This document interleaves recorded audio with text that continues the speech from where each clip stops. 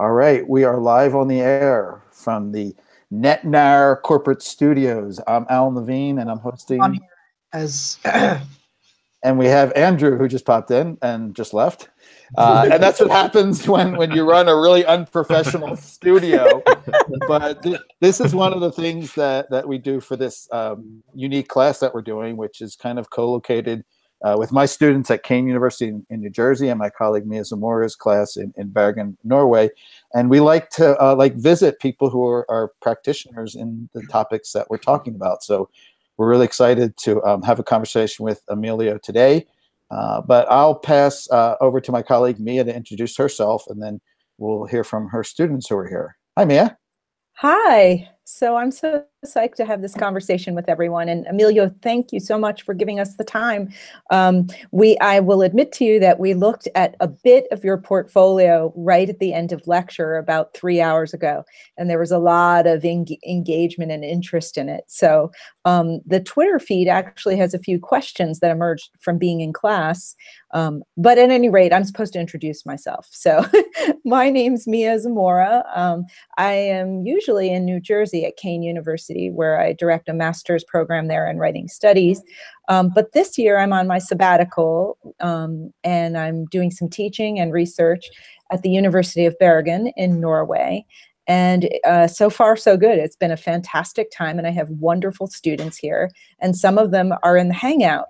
So I'm going to pass the baton over to my student Raj, who will say hi. Hello, everyone. Hi. I'm psyched to be here in this discussion. Excellent. I'm originally from Iraq, but I came here about when I was 5 years old. And I've lived in Bergen since, and I do enjoy it here, although there is a lot of rain at times. Yes, there is. My goodness. Yeah. Yes, but I do enjoy Bergen as a city, and it's my first year at the digital culture studies. Excellent. Yeah, that's where that's the department I'm in. Mm-hmm. Digital culture. We're studying digital culture. Go ahead, hon. Sorry about that. I cut you off. Oh, no worries. I was done anyways. Okay. So also, we could hear from your colleague and mine, who's anonymous in an icon of blue, but his name is Marcus. So Marcus, you want to say hi? Yeah, hello. I'm taking the same course as Raj. I've lived around Bergen all my life. Yeah, and I'm very into digital art. Oh yes, he's a digital artist himself. Yeah. Nice. Can I introduce myself? Can you guys hear me? Yeah. Yes, we can. Yeah, we heard I'm you. sorry about the technical difficulties. I had to go and get on my boyfriend's computer and Oh, that's Catherine. I didn't recognize your icon. yeah, that's my boyfriend's character. So yeah, I decided not to have the video on because it's easier for me. Anyway, my name is Catherine. I'm one of Professor Levine's students in the Network Narratives class at Kane University. I'm currently a grad student in the English and Writing Studies program, the master's program. And I also have an interest in digital art. My thesis work is going to be looking at digital online art communities. So I'm really excited to be here. And I thank you guys for having me. Awesome. Thank you, Andrew. I won't call you Andrew, Catherine. But we're glad you could be here. And now, of course, I want to introduce Emilio. And I haven't even figured out like how to even start this conversation. But, we'd obviously like to know something about, we know he's from Italy. Well, you might think so with a name like Emilio Vavarella, which I probably mispronounced. But I'm certainly interested in knowing, before we talk about the digital art that you're doing, what your path was into that. I think you did a lot of photography, and obviously growing up in such a rich culture of art in Italy, I would think that has an influence. So welcome, Emilio, first of all, and maybe tell us where you're at. Thank you. Yeah, and thank you, Alan, and thank you, Mia, for the invitation. I'm also really happy to talk to all of you. And I really want this to be a conversation, like a studio visit, in fact. It's just a networked one.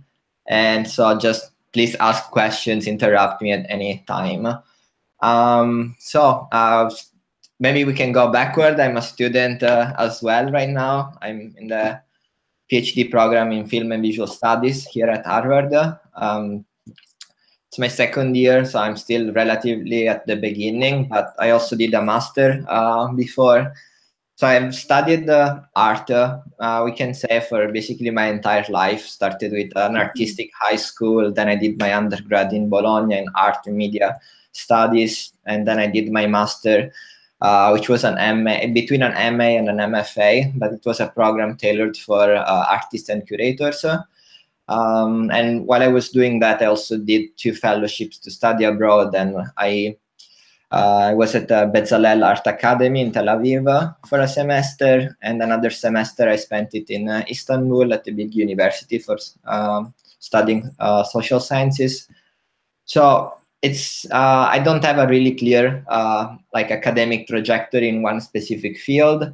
I can actually say that I've always placed myself in between fields, trying to work in a very interdisciplinary way, trying to make connections and using both art practice and theoretical research as a way to really bridge disciplines and fields that may seem very distant or apart from one from the other. Then, I mean, talking about the growing up in Italy, in the country of Renaissance and art, that I'm sure that had an influence too, and an impact on what I'm doing right now. But I was answering some questions on Twitter earlier about my inspiration, and it is really difficult to point out, exactly what inspired you on what was the cause of any specific interest that I developed. So I couldn't really say. I did sketch like a list of possible things, and they kind of go in all directions. I mean, reading theory, for example, that has always been very important, both for theoretical research, but also for art making. Many of my projects start from some kind of conceptual or theoretical question.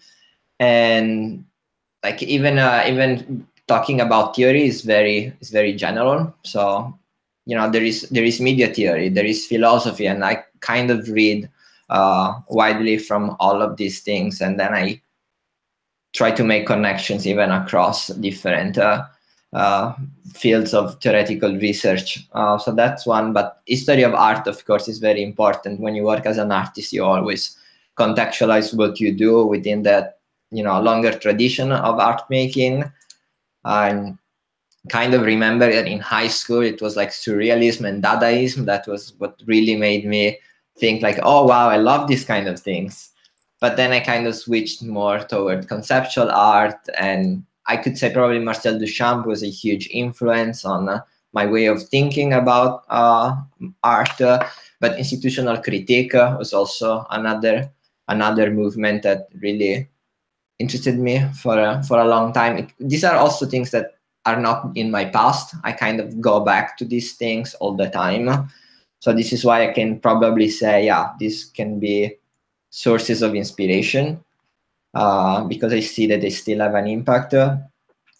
History of science and technology, media studies, again, I read those kind of things, and they're always like a source of inspiration. And I mean, probably one last thing would be the intersection of art and activism, or hacktivism, like in the sense of hackers and activism, like media activism as well. These kind of fields, I talked about them in my master thesis, which was like 6 years ago, and I keep going back to that. So I would say it's more a fragmented landscape of like names, people, disciplines, but in a way that is the source of many of the things that then I develop.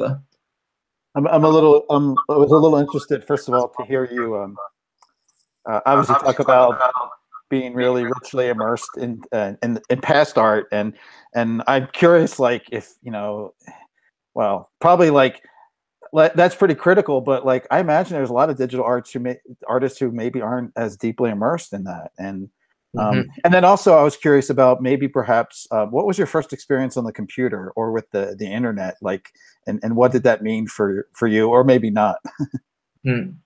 That's a really good question. When I was 10 or 11, I lived in a very small town. We didn't have a cinema and we didn't have a library. So for me, having a computer meant having access to cultural products that weren't available. So I think that was the first strong impact that computer technologies had on my daily life, like accessing film, accessing music, watching documentaries, downloading books, like these kind of things that may seem very, very common. I think it actually has a very, very strong impact and has had a very strong impact on a lot of communities that historically didn't have a lot of access to cultural products that were more focused around the big cities. So, many people would say probably gaming and video games were the first, I don't know, encounter with these technologies. For me, it was more cultural in a way. I did play video games too, but I don't think that it really impacted my way of thinking that much. So yeah.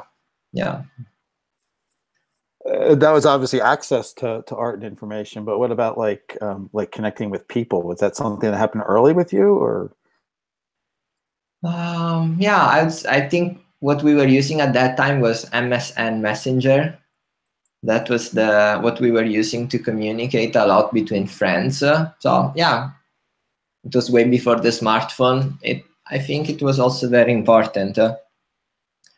I did a project, Transiconmorphosis, that really deals with this kind of mediated communication, and it kind of stems from these experiences. Like when you see, I think, the beginning of a certain technology, it is sometimes easier to think about possible future scenarios, even if it is in a dystopic way. But it's more difficult when you actually grow up and you're already immersed in this kind of technology, because you take it for granted. You don't see its evolution in a way. So I feel like I'm lucky because I'm, the kind of generation that was born when technology wasn't that important, but has seen since very early, like, huge developments. So yeah, I think that has also influenced my art a lot. In Transiconmorphosis, I think I sent you the link, but it's this kind of networked performance between a performer or an artist and a member of the public. And the idea is that of translating emoticons and emojis into electric impulses that then alter your facial expression. And the kind of the idea behind it, when I developed this project together with another artist, Fito Sagrera, was what happens is if we lose the ability to show emotions in our face, because our communication is now mediated by text so much, and it's all about emails and text messages, and it's not that much about face-to-face interaction. So maybe we will have to invent a new kind of technology that can fake that. And of course, we did it in the probably most absurd way, but it was just a way of raising an issue and having people think about this in a new way. So yeah, I could probably trace like connections between all of these things, like the impact of technology, access to technology, mediated communication, from these issues to my projects. And I think that's one of the strengths of digital art, that has a lot to say about the world we live in today. Absolutely. I'm echoing. Can you guys hear the echo? No. I can hear the echo. I hope it's not my computer that's doing that. Yeah, it's stopping. Well, if yeah, that's better. I think it went away. So I was thinking about what you just said, Emilio, and one of the there's so many questions I have about your particular projects, because I think they're also provocative in different kinds of way. But I'm just pointing for a moment to the CAPTCHA project, because I think that there's something really explicitly political about that one. You want to say something about labor, so the transformation of valuing humans in regards to labor. And I think what you did there with those robotic translations from CAPTCHA, and then the painters in China, if you could, because I don't think our audience is entirely familiar with that project, perhaps if you could just explain what you did there and then talk a little bit about the commitment that you have within your art practice, that would be great. Yeah, so the CAPTCHA project is a series of paintings that are based on CAPTCHA codes. You're probably all familiar with CAPTCHA codes. They were invented to distinguish humans from machines. The idea is that a machine can read a CAPTCHA code, so you actually need a human to interpret it. But what has happened is actually this proliferation of click farms, and they are used for many things, but one of these things is actually to employ humans to solve CAPTCHA codes, almost like in a factory. So you have a technology that was originally built to distinguish a human from a machine, and then what do we do culturally? We use humans as machines to solve that technology. So there is something really weird about this kind of developments, and you see it, all the time. So this was the issue that I wanted to tackle. The idea was that of engaging with a particular community, which is a community of artists that work in Dafan in China. And Dafan is a very particular place. It's a village specialized in art copies. It's probably China's a lot of has a long tradition of copying art. And what they copy in this particular village is mostly artworks from the Western tradition, mostly like Impressionist paintings. There are around, when I did the project, there were 8,000 people there. I think it's more now. But yes, so I contacted someone in Dafan, and I said that I wanted them to paint CAPTCHA codes, so to kind of address this issue of mechanization, but also this issue of copying like machines, but doing it through their own medium. And what was also interested in is that we kind of use these people in Dafan as if they were printers and machines. You go on the website, you order something, you don't even know who is actually doing it, and then you get your painting. And these people at the same time defines themselves as artists. That's how they refer to what they do. So I approached them from an artist to another artist, and I asked them if they wanted to participate in this project and if they were willing to split both the costs and the outcomes of the project, and they accepted. So we produced 34 really small paintings, which are basically CAPTCHA codes. And yes, this, as you said, was a way of also focusing on issues of labor. And it is, I think, very, very important in technology because labor is always hidden. When you think about your iPhone and you have this wonderful, smooth object, you have no idea about actually the manual labor that goes into producing it. It's very rare that people know actually where the minerals come from, how is it connected to mining in Africa, how is it connected to water resources in China. So focusing on labor, I think, really reveals a lot, both of how we engage with technology, but also how technology is produced. And I did something similar during my Google Trilogy project. I think I sent you a link to the first part, report a problem, but actually the last part of the trilogy was called The Driver and the Cameras. And what I did in that project was to focus on who's actually driving the Google car. Google cars are everywhere. You don't see them that much now because they have already finished photographing all the places they wanted to photograph. But for a long time, you'd see this kind of ghost car going around, taking pictures. Then you go on Google Street View, you only see the photos, but you never see who's actually taking them. So in a way, the labor that goes into that, it's also completely hidden. And by focusing on the driver of the Google car, I could reintroduce the issue of labor within the discourse of Google Street View. And it's kind of interesting. It's also related to glitch aesthetic, but sometimes these cameras that the Google car use break down. It can be an accident, it can be a glitch, it can be that they're just dirty. And so the driver actually goes there and tries to fix it or clean it.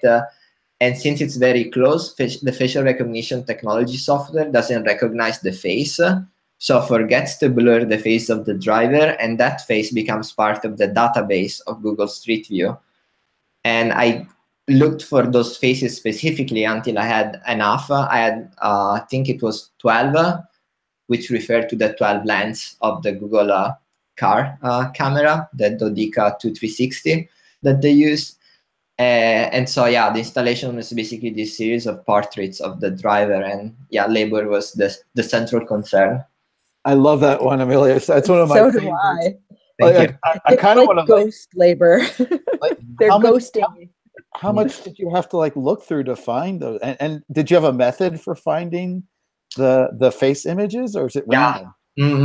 No, I didn't have a method. I don't think I could have had a method, really. It's totally unpredictable. And I also didn't start the project by thinking that was what I was going to do. What I'm going to say applies almost to all of my projects. So I basically start collecting things until I reach some critical mass of materials that can be linked to a concept or an idea that I've been wondering about.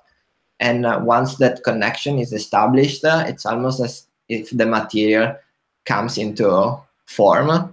So it's almost informed by the question and the act of accumulating it. And that is what usually leads There's a lot of faith in that, you know, just continuing to collect, knowing that something will emerge eventually. But I suppose that has to do with the artist's instinct deep down, in an intuitive feeling that you're in the zone or the territory of something significant. Yeah, I think this is related probably to two very important issues. You can actually talk, if you start talking about this, you can easily talk about big data and the fact that if you have gathered enough data about any subject, you can shape the data to become whatever you want. And so in a way, you know, the more you collect, the more you increase the possibilities of some meaning emerging from it. But, you know, that meaning is also shaped by the kind of question that you want to answer. On the other hand, the artist instinct, as you were saying, like, I don't even have the resources, you know, to collect that incredible amount of information. So every single thing that I collect is somehow related to a certain set of concerns. And most of the time, those concerns or questions can't be answered just because I haven't found a way to do so. But the collecting, it is part of the artistic methodology. And so it's very different from what happens with big data. It's actually quite the opposite. It is always a selection. So even when you say, oh, you have been collecting, like, you know, millions of images from Google Street View and you don't know what they're doing with them. But in a way, they're already related to the kind of questions that I would like to answer. And these questions are precisely the issue of labor, the issue of automatization, our relationship with technology, and so on and so on. I would like to, can you hear me? Yeah. Okay. I would like to ask a question. I like when you said about the collecting, how, you know, you collect things and you get enough things and you can kind of influence the meaning.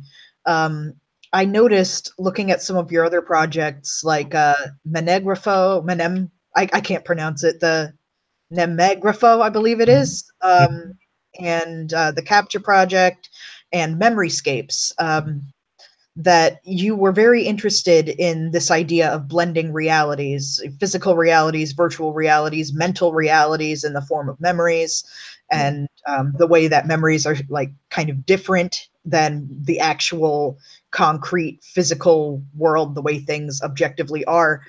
I kind of lost my train of thought there, but I guess how would this act of collecting kind of interact with this notion of different realities and blending realities? Yeah, it's a really good question. I think it actually touches upon one central point that I wanted to make, which is the issue of mediation. So when we are talking about, network narratives or digital alchemy, and we're always referring to computing technologies. And so what is so special about that is that they think in binary codes.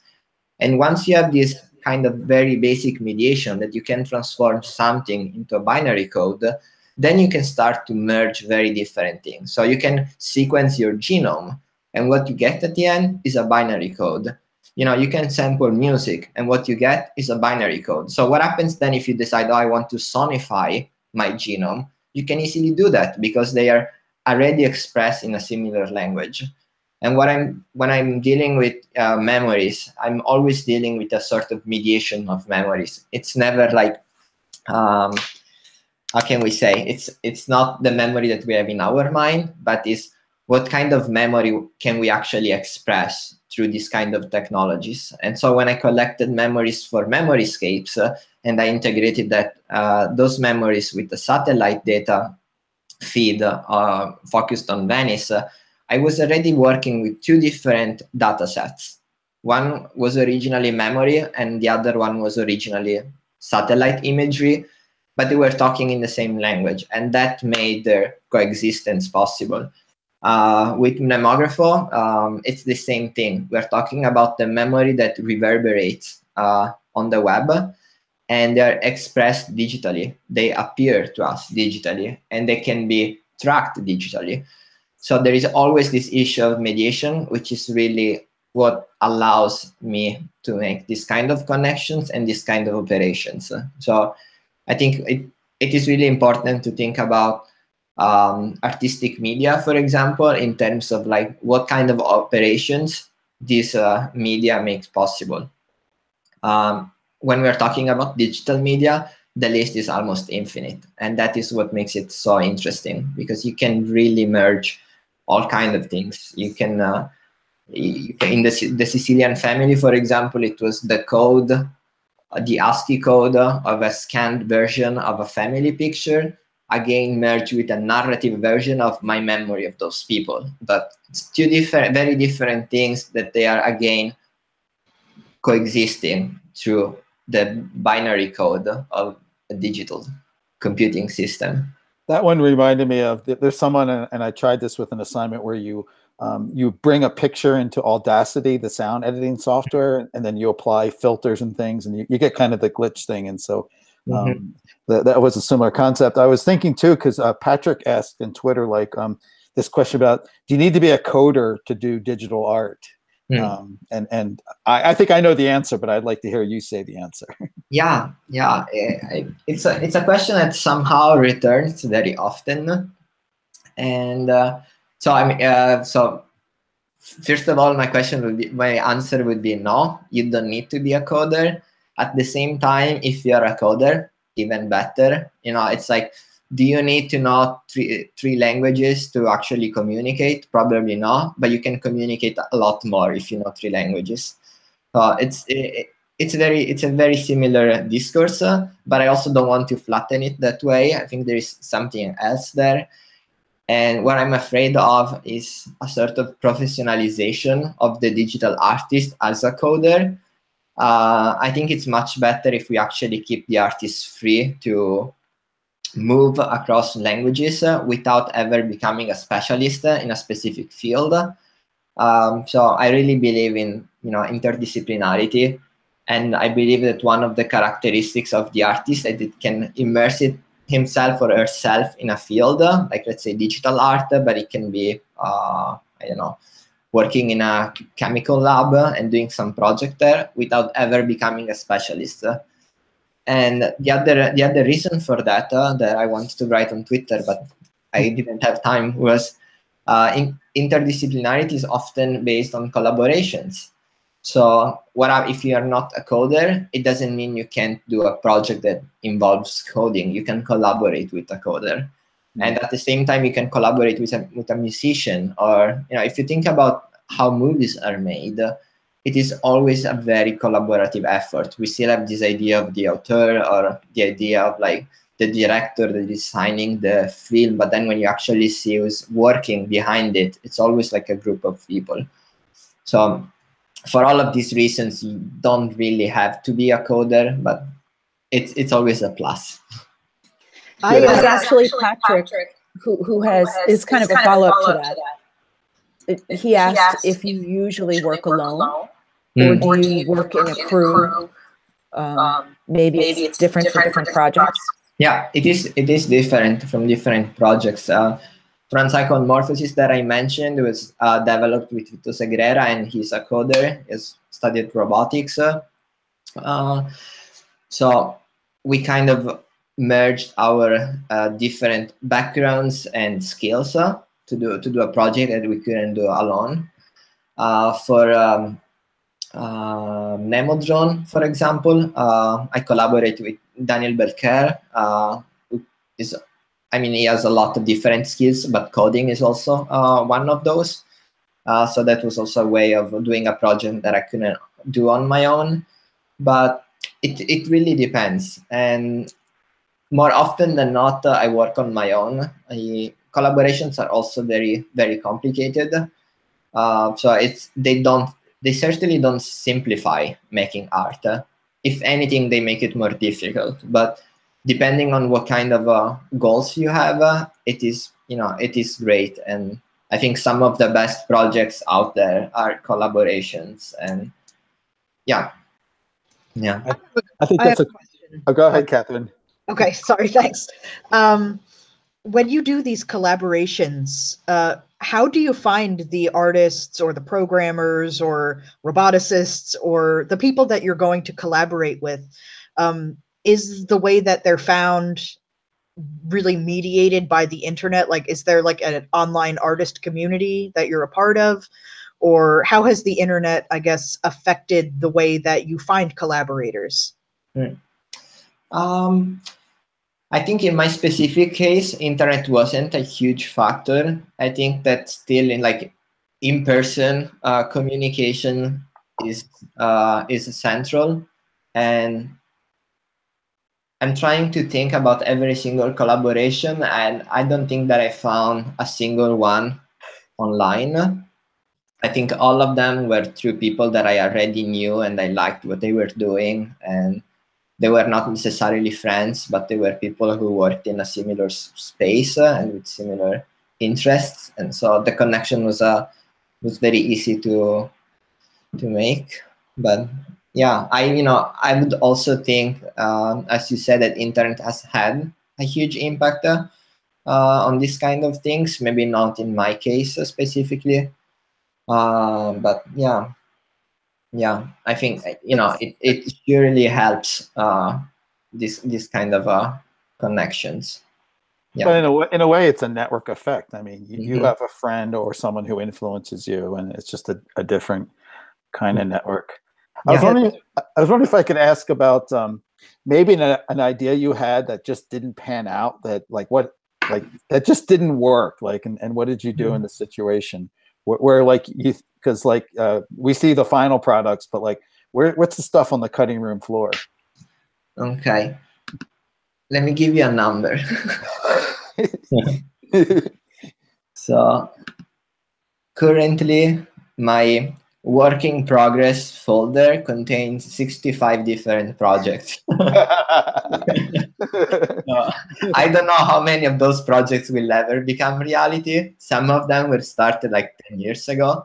They're still in progress. Some of them, I almost forgot what they are about, but they're still there and they're still waiting for, some spark of creativity.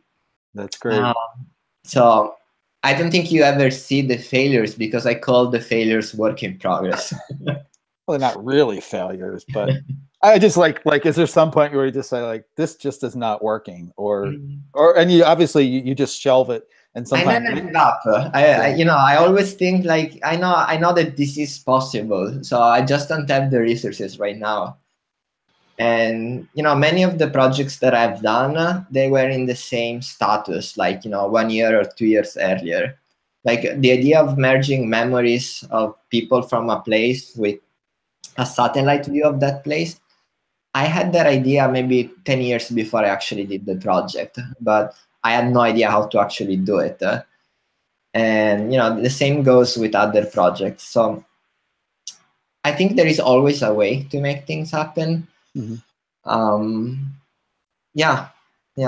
So it's like you always kind of keep them floating, and Exactly. maybe a serendipity connection will happen that you didn't expect. Yeah, I mean, there are stages that lead to failures. Like when you try, oh, can I do it this way? No, that didn't work. But there may always be another way to do it. So yeah, I think that I really believe in experiments, and I think that when you do experimental things, there are always failures. And this is also interesting because it's something that art has in common with scientific research. It's like these are the only two fields where every time you make a mistake, you learn from it, and it's part of the process. It's actually constructive. When you think about political praxis, or you think about philosophy, if you make a mistake, that's actually the end of that argument. It's not like, yes, but through this I discover a new thing. And Marcus is noticing in chat that there's this other Italian artist you may have heard of named Da Vinci who didn't finish his portrait of a woman. And I don't know, did she get mad because it was unfinished? That's in his work in progress folder, right? I would like to have a folder like that. I really was wondering. Oh, go ahead, Catherine. Yeah, go sorry. ahead. I really love that idea of works in progress. There's no failures. It's just something that you have to go about in a different way. And I would argue that the writing process is right there along with the artistic process and the scientific process, in that it's very recursive. You can go back and adjust things and learn from your mistakes. And I think they're in the same camp there, and it's beautiful. Yeah. And people approach it in different ways. I know people who really like to formulate a specific argument and then they write it down and they make just little adjustments. But even my way of writing is exactly the same of the way I work on projects. I have like folders and folders of documents where I'm writing ideas, and then I assemble them, and then I find a new connection, and they're kind of floating there until I say, okay, this is actually ready, and it becomes something else. And then there are the little adjustments. So yeah, I think my way of writing, my way of making art is very, very similar. Yeah. I'm going to call you the digital hoarder, because this collecting thing, I kind of like that idea. But then all of a sudden you have the light bulb moments, and then think, do sometimes things come together in a dream, or is it a conscious process? No, it's not a dream, but I think there is a reason why we often think about dreams as these moments of inspiration. And I think it's because we are actually finally distancing ourselves from a lot of noise. So it usually happens when I actually close my computer. I get my phone in a drawer, and I go for a walk, or maybe I'm taking a shower, or I'm doing something when it's just me and I can hear my thoughts.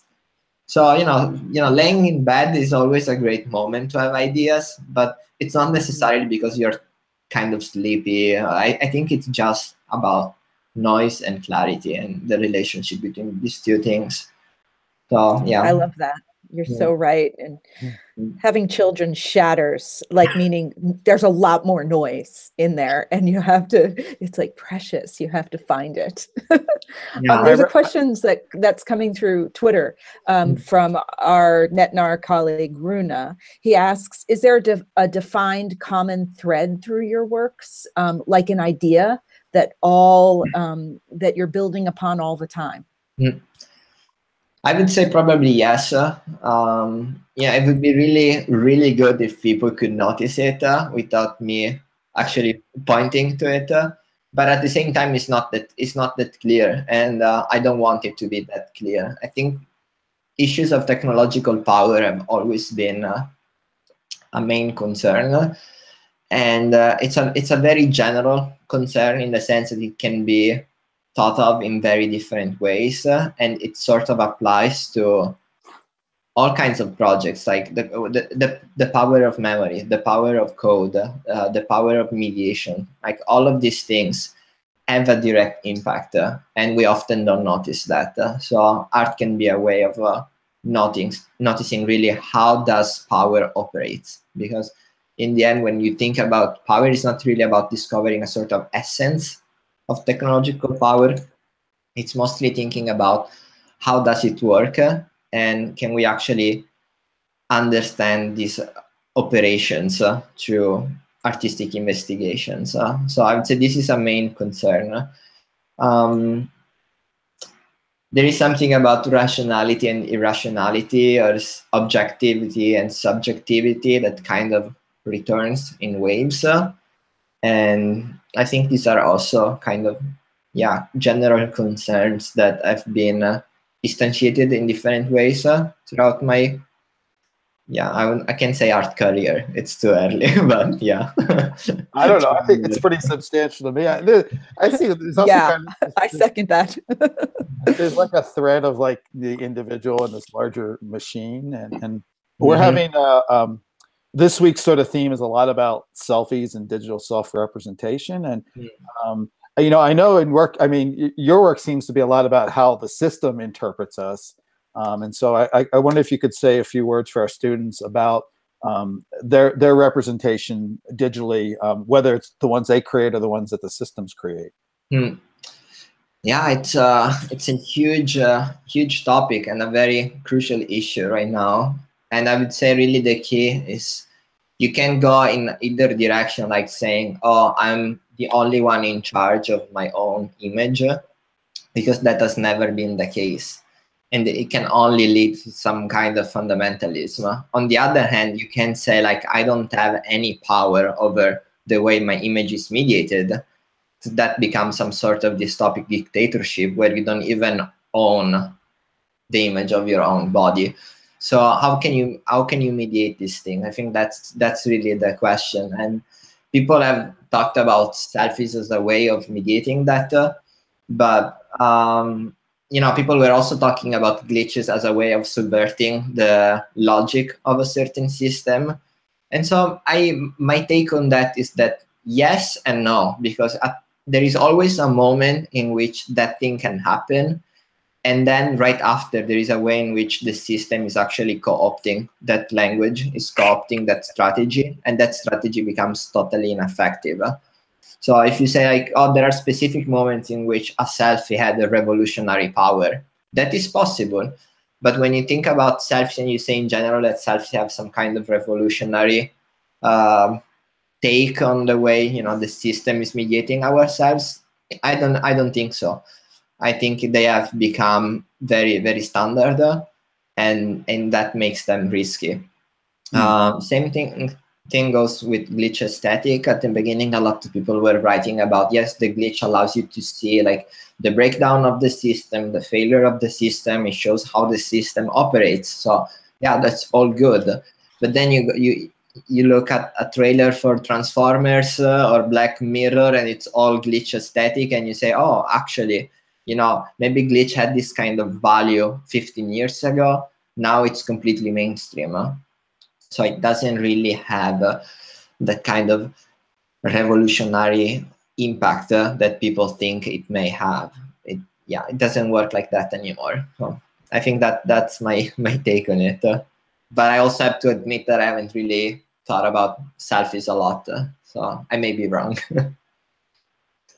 I have a question about another piece, and for right now, I've forgotten the name. So Emilio, you'll have to let me know what the name of the piece is, but it's the one in which Robin Wright is like her image becomes a sort of negotiated between a fake character of yours.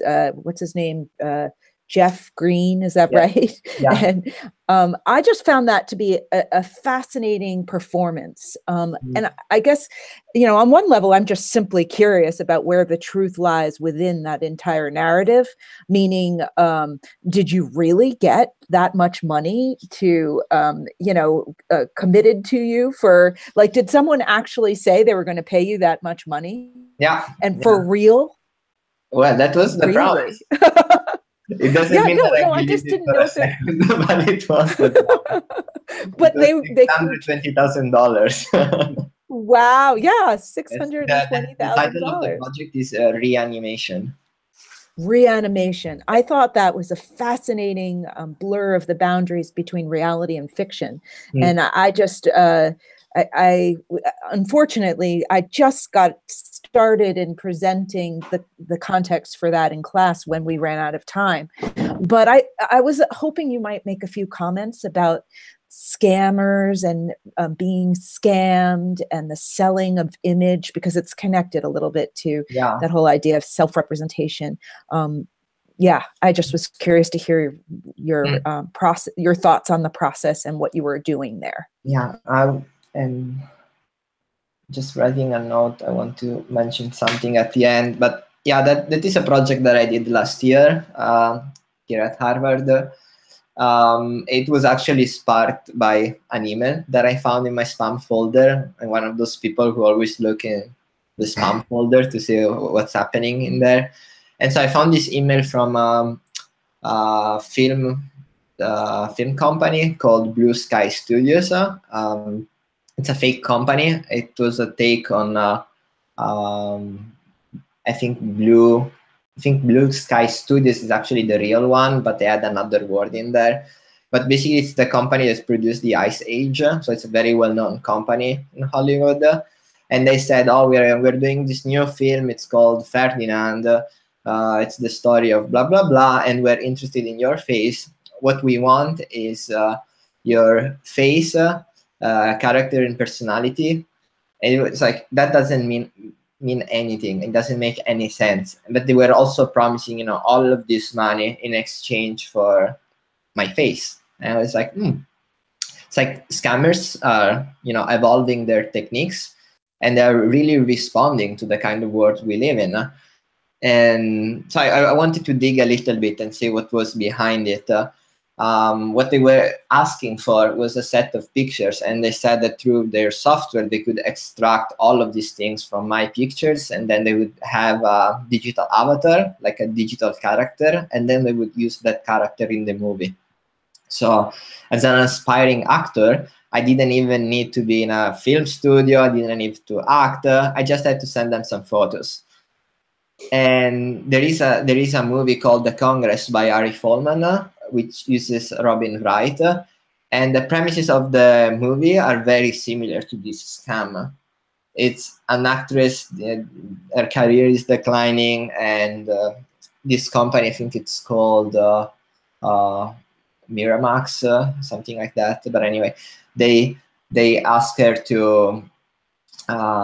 They say, okay, we are going to scan you. We're going to have a digital version of yourself, and that's what we are going to use for all our future movies. I was like, reality is starting to mirror a sci-fi movies from, you know, a few years earlier. So how can I engage with these two things? And what I did was I pretended to be the agent from that movie, and I offered to these scammers the right to buy the face and personality of Robin Wright as she appeared in the movie. So I started to merge the plot of the movie with the plot of the scammers. And yeah, it was really, as you said, a way of negotiating these different realities. And it kind of, I think I published the project a few months before fake news became like a thing and everyone was hashtagging fake news. But I think all of these issues were already in the air. Like, can you actually believe what you see? Can you believe what you hear? Can you believe what you read? And this was my own way of dealing with these somewhat impossible questions. I'm sorry, I'm still like, the idea came from looking at the email in your spam folder, like, where does art come from? I would also ask, like, there's a lot of interest in animal cinema, and the idea about these films that are created by animals who steal GoPro cameras. Like, where did that idea come from? So I was reading a lot about non-human agency. I was actually working on Do You Like Cyber, which is this sound installation that uses bots. And so I was really wondering about the agency of non-human beings or non-human agents, like bots, artificial intelligences. And it sounds kind of stupid, but you know, I was forcing myself to imagine what these non-human beings could be like, and then I said, but you know, you can just look at animals. They are non-human beings. We are surrounded by animals, and they're, you know, clearly doing their own things, and we don't fully understand what they're doing. So that's how I started thinking about it. And as always, I'm always collecting materials, and I had a folder of all of these videos, both made by animals, but I had also other things in there. I had, like, for example, robots that are modeled on what animals look like. That's also something that I was interested in. I had like animals that seem to act like robots in other contexts, and I was, you know, I wanted to do something with that material, didn't know exactly what. And then these sort of questions about the agency of animals found exactly that bridge that we were talking about with what I had already connected. So I said, look, I have these incredible materials. It's all of these videos made by animals. Like, how could I use this material to convey this animal agency? And so I was actually very lucky, because at that time I was doing a video workshop here at Harvard with Rob Moss, who's a famous documentarist, and I was surrounded by really, really great students. They were all doing different kinds of documentaries, and this was the first time I actually approached the filmmaker medium, in the sense that I wanted to make a short film. So something different from like a video. I had done that already, but I wanted my work in this case to be experienced like in a more cinematographic way. And so I was also very influenced by what other people around me were doing. And I think it was really the cohesion of all of these things, like the question I was asking on my own, the materials I'd collected, and what these other students were doing around me. And it all came together. And Animal Cinema, which is 12 minutes long, is the result of all of these things. And yeah, I think people are interested. It premiered in November, the St. Louis International Film Festival, and since then it's been touring from one festival to another. It was also in my solo show, and it will be in other exhibitions soon. So I'm also doing something I can speak to both the public of the art world and the public of the film festivals. So I'm always trying to bridge, you know, different systems, different environments. It's brilliant. It also reminds me of the situation that came up with the copyright issue over the monkey that took a selfie, and it was this big legal thing, like, can animals have rights to their own work? And yeah, they said no. Yeah, that was the final ruling, and it is it's a very difficult topic. I've talked with many people in animal studies, and they all seem to have very different takes on the subject. When I presented the film at the Torino Film Festival, I co-presented the Italian premiere with Felice Cimatti, who is a philosopher. He's very well known in Italy. Has written a book on the philosophy of animality, and we were talking about that. And I think his idea was not like rights is the solution. It really is about mediating our own way of being around animals, and that's really what I'm trying to show. Sorry, to show in this project. I was going to say, even that project does sort of engage with that overall thread that you were talking about, the notion of power and perception. And it sort of switches the authority of the human gaze to a different earthly perception, and jars us into thinking otherwise. And that's a kind of political or politicized move. And that's why I find all of your work so compelling. So Thank you. Yeah, I agree. I couldn't say it better. But that was really what I was trying to do with that project. It was like, rather than thinking about, I don't know, cinema expressed in this kind of vertical sense, this kind of a pyramid with a director at the top, I was really thinking, what happens if we try to understand cinema more as a network or as a horizontal effort? where there are different human and non-human actors, and they are all granted a voice or a perspective. Like, what would be the result of that kind of effort? So I think animal cinema is one option. It's still a very humanistic approach. It still has the perspective of the artist, which is, it's in this case expressed with the editing. But it is part of this mediation. Like, I'm really not advocating for a world in which humans have disappeared. I'm trying to find a better way to actually express all kinds of different perspectives. And, my perspective is just one within this range of other perspectives. I might just, great conversation. I might ask for like maybe a last bit. We've got aspiring working digital artists here in the room with us watching. We've heard, I think I've picked up on like, the importance of reading and understanding work before you and the world around you. Collecting and curating lots of stuff and looking for connections. Other ideas that, you would, I hate to use the word advice, but like, if people want to, expand and grow their own digital art, and become like Emilio, what should they do? Oh, I don't know if I have any recommendations for that.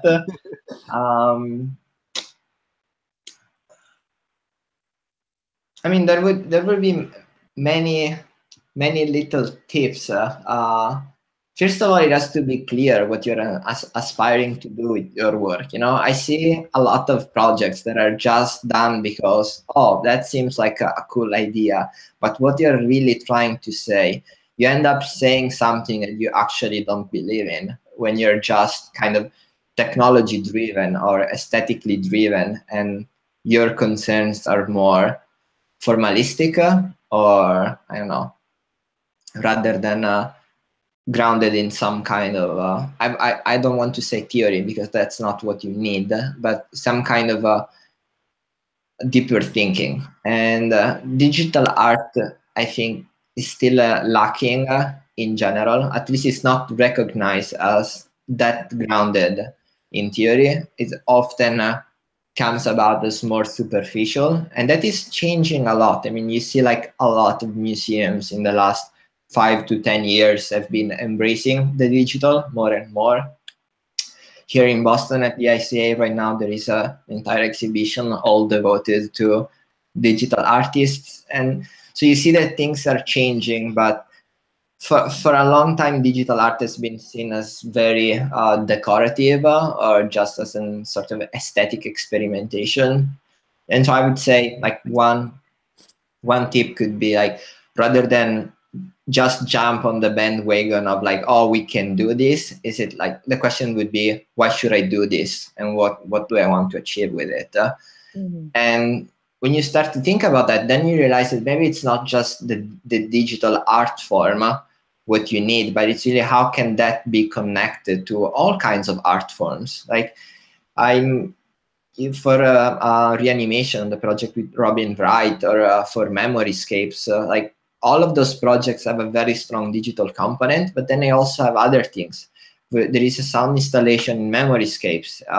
In Memoryscapes, there is a book that contains poems. There are photos. So all of these things, they kind of coexist. They create what I call the fragmented installation. And it is also a different way of understanding the artwork, not as an object or some kind of commodity that you can easily move around, but really as a body of works that convey a certain set of questions. And I think one tip for younger artists would be like, what do you need to really convey in the best possible way all of your questions and concerns? And it can be all kinds of things. Sometimes you need to perform, sometimes you need to build a sculpture, and that can also be extremely connected to digital things. Wow. You said so many great things. I really want to thank you, Emilio, for thank you your time and sharing your work. And And yeah, I'm making my students watch this whole thing because there's some really, not that they will, but just so many really great ideas and inspiration. So thank you. Yeah. Well, my hope is that it will be usable. So thank you for the There are many opportunity. nuggets of wisdom that you've imparted, and I've enjoyed every minute of it for sure. Thank you. All Yes, right. thank you for speaking with us and sharing all these insights. It's It been was very my pleasure. Okay, I'm going to be ending the broadcast. Okay.